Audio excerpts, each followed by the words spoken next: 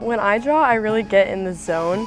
I can't focus on anything else but the art, and it's really therapeutic.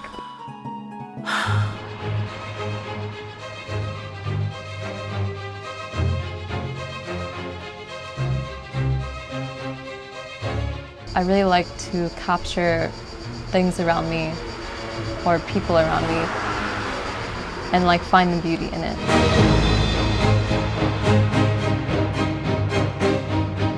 People here have definitely inspired me to continue doing art.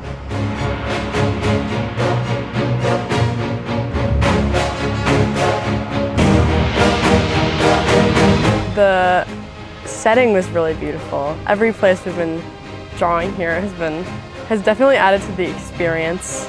Art is a big thing here, so that's also helped me a lot. It's cool to be immersed in such an artistic city. It makes me want to explore my own artistic abilities more.